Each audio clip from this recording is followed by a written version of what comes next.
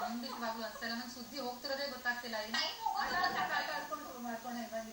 ಗೊತ್ತಾಗ್ತಿಲ್ಲ. ಎಲ್ರು ಮತ್ತೆ ಶುರು ಮಾಡಿದೀವಿ. ನಿಮ್ಮ ತಲೆ ಮುಂದಿರೋ ಮುಖದ ಮುಂದಿರೋ ಬಾಲ್ಗಳನ್ನ ಬಲೂನ್ ಬ್ಯಾನ ಕಪ್ಪಿಡಿ. ಈಗ ಹಾಡಿದ ಶುರು ಮಾಡೋಣ. ಹಾಗಾದ್ರೆ ಖಂಡಿತ ಮತ್ತೆ ಶ್ರೇಯಾ ಜಾಯ್ನ್ ಆಗಿದ್ದಾಳೆ. ಹೇಗೆ ಹಾಡ್ತಾಳೆ ಅಂತ ಕೇಳ್ಬಿಡೋಣ. ಶ್ರೇಯಾ ಹಾಡ್ಬಿಡು.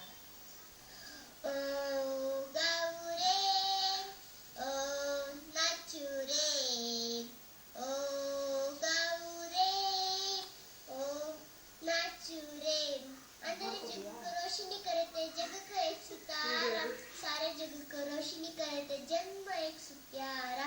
ओ गाऊ रे, ओ नाचू रे, ओ गाऊ रे, ओ नाचू रे। आशा की किरणें कुछ आई, जन्म के नूर लिए कोई, आवो करे अभिनंदन, हो जाए खुशियों में मगन। आवो करे अभिनंदन, हो जाए खुशियों में मगन। ಓಕೆ, ಎಲ್ಲರೂ ಇವರಿಗೂ ಅಭಿನಂದನೆ. ಸೂಪರ್ ನಡ್ರಿ. ಏನೇನೋ ಹಾಡ್ಬಿಟ್ಟು ನಮಗೆ ಅರ್ಥ ಆಗಿಲ್ಲ.